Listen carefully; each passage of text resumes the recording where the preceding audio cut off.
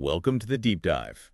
Today, you've tasked us with making sense of the global ChatGPT landscape. Right. We've sifted through a bunch of reports, OpenAI, Similarweb, Semrush, the Reuters Institute, all giving us a snapshot, mainly from late 2024, early 2025. Yeah, looking at usage data. Exactly. Yeah. Our goal here is to kind of pull out the key patterns, maybe some surprising facts about where and how ChatGPT is being used around the world. Mm-hmm.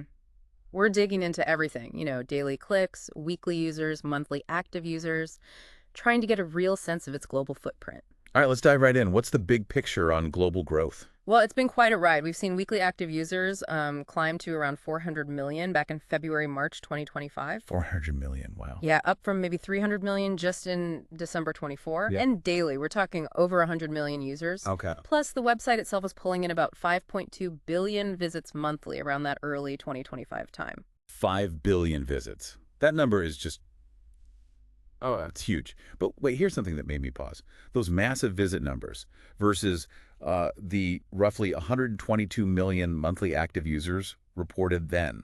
Right, and there was even an older report mentioning 180.5 million. Yeah. So what gives? How do we explain that big gap? That's a really good question. The super high visit count compared to the, lower active user count probably means a core group is coming back again and again. Like multiple times a month or even daily. Exactly. Suggests real reliance for certain tasks. Or maybe it could just be how different reports define an active user, Different methodologies. Could be. Plus, we know over 1 billion queries are processed daily. That definitely points to frequent repeat use by at least some segment of users. Okay, so a dedicated base is driving a lot of that traffic.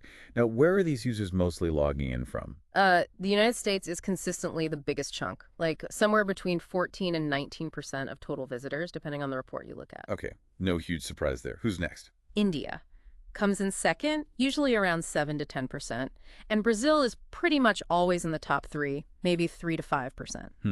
Any other countries making a showing?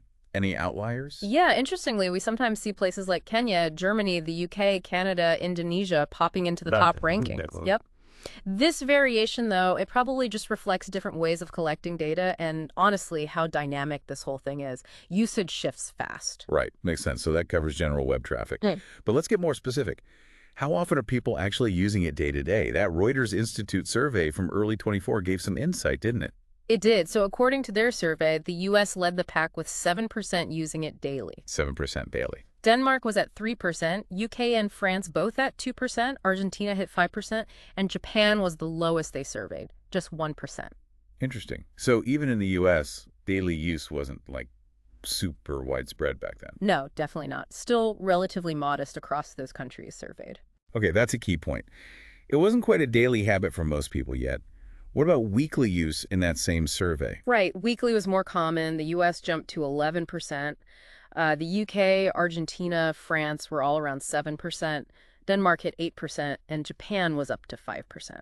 So people were definitely checking it out or using it weekly more often than daily. Seems that way, more experimentation or finding value on like a weekly rhythm. And the monthly numbers from Reuters. Let's see. Denmark actually showed the highest monthly reach in that specific data set at 9%.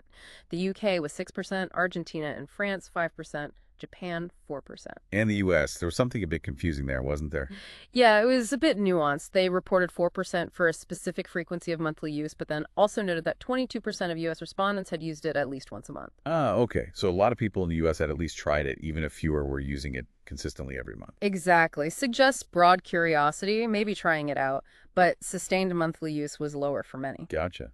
So that gives us the picture around early 2024.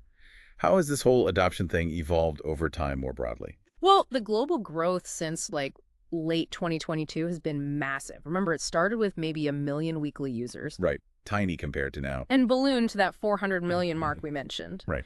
In the U.S. specifically, adult usage went from about 18% in mid-2023 to 23% by early 2024. Okay, noticeable increase. And we've also seen growth in U.S. adults using it for, say, learning or entertainment. Quite a jump over the past couple of years. So what do you think is driving these different patterns we see globally? It's definitely not the same everywhere.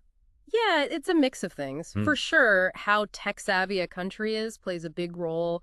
good digital infrastructure helps. Right. Cultural attitudes towards AI probably matter too, how open people are. Language support is huge.